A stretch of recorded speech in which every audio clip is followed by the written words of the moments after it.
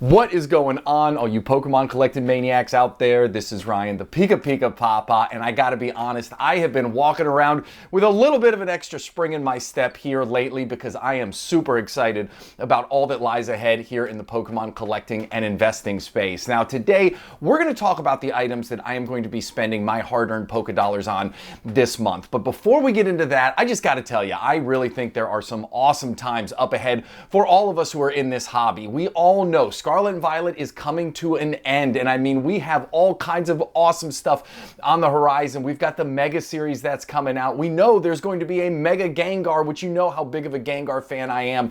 The other day, they released out in Japan that they have trademarked a set called Inferno X that is going to be a part of that series, and my spidey senses and everybody else's are tingling.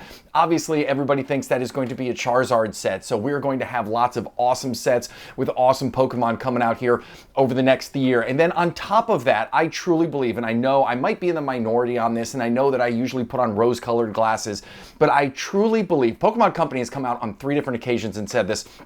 I think they're going to solve this supply and demand issue. I think they are going to print and print and print, and they're going to continue printing until the scalpers have absolutely nothing left to scalp, until even us collectors and investors out there are waving the white flags going, okay guys, we got enough product now, you can slow it down a little bit. The only reason they wouldn't is if, number one, they hate money, which I have a feeling they don't.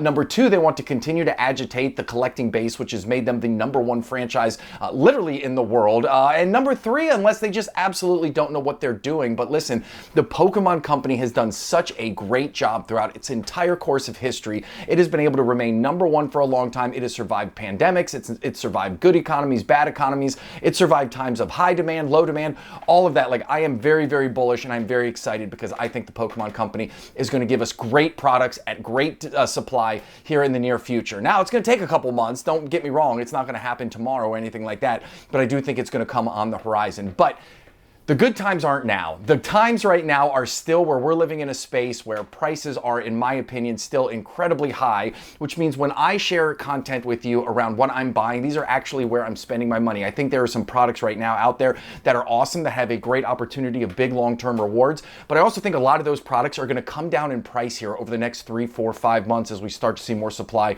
hit the market. So when we're talking about today's list, we're looking for big name Pokemon. We're looking for big name sets. We're looking for things that have a track record of performance, and in this sea of frothy prices, probably still have some opportunity for some great returns in the long run. So that's enough of me chatting at you. We're gonna look at the things that I'm spending my money on, and if you get into this video, and if you're having fun, if you enjoy the content, hit a subscribe button or give us a thumbs up. Those 2 small things go a long way in helping my small channel out, and I really appreciate it. So, coming out of the gate, we're going to talk about 3 cards from 1 set. And when you talk about a big name set, Lost Origin is near the very top of the big name sets from the Sword and Shield era. Sword and Shield era is obviously a wildly popular era. It's got all kinds of awesome alt arts. It also has trainer gallery cards, which sometimes fly under the radar. And listen, you have 3 of the biggest names in the entire Pokemon game right here featured in the Lost Origin set. You got Charizard, you got Pikachu, you got Gengar. You have amazing artwork, and all 3 of these cards are under $15 at this point. I mean, what an incredible opportunity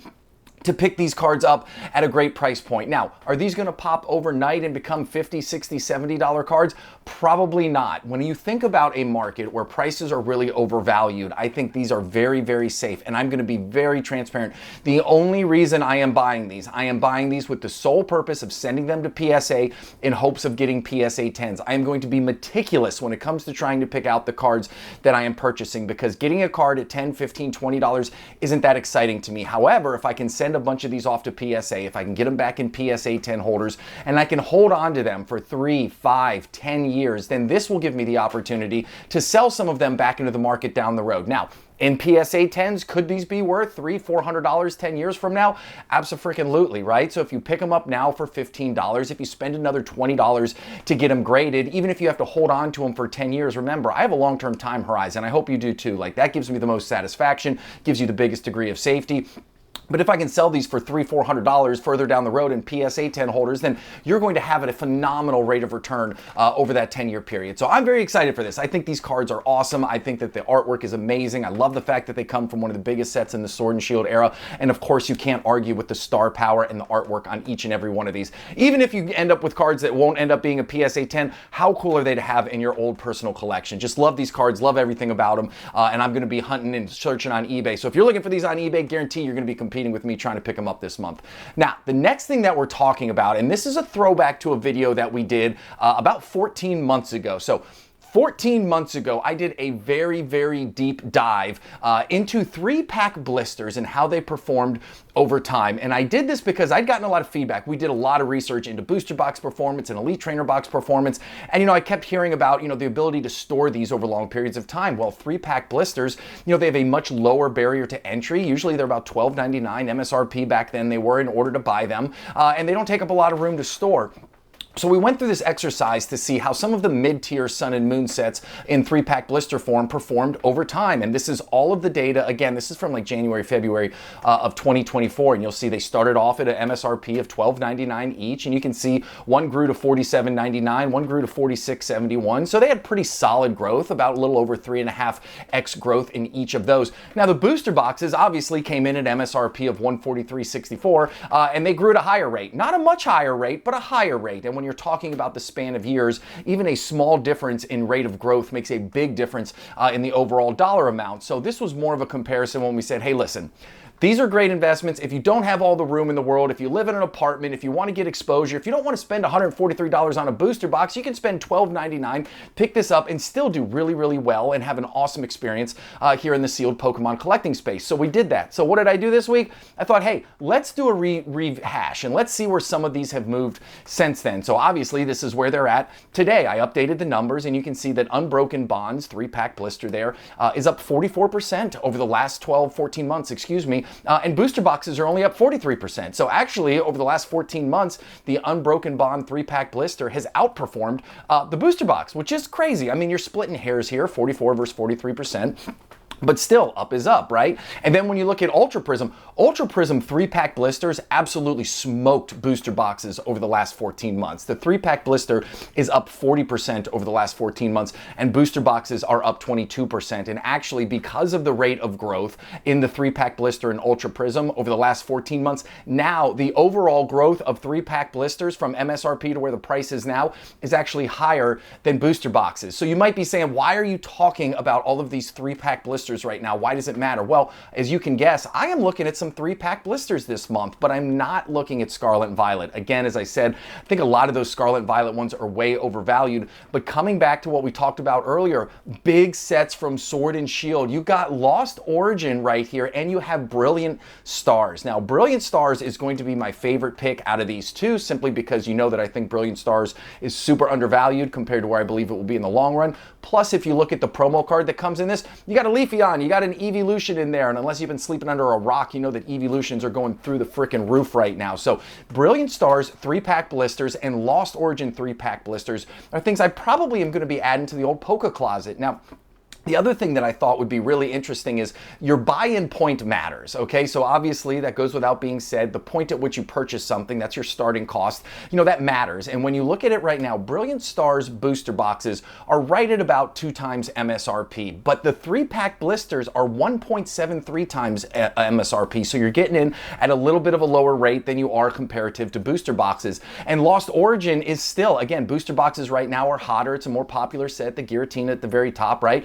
Booster boxes are 2.76 times MSRP, but again, those 3-pack blisters are only 1.88 times MSRP, so you actually have a bigger delta between booster box and 3-pack blisters in the Lost Origin space. So some really interesting things that you could consider picking up. I know all of us, myself included, I really focus on elite trainer boxes and booster boxes, but there's many different ways to find joy, skin a cat, and make money here in this sealed investing game. So these two are really, really interesting, and I'm excited to see if I can't snag some of them at great deals on eBay over the next month. Now, Next thing on the list is I don't buy a lot of these. As I just said, you know, traditionally what I like to buy is elite trainer boxes and booster boxes. That's about it. But I will go for obviously ultra premium collections when they come out. And this special collection right here checks every box that I want in a sealed product that's not a booster box or ETB, right? Obviously you have Charizard on it. Charizard is the most popular Pokemon there is. I don't see that changing anytime soon. So I love any product that has Charizard on it. And then when you look at the pack selection, you have 2 packs of Surging Sparks, you have 2 packs of Journey Together, and you got a Paradox Rift,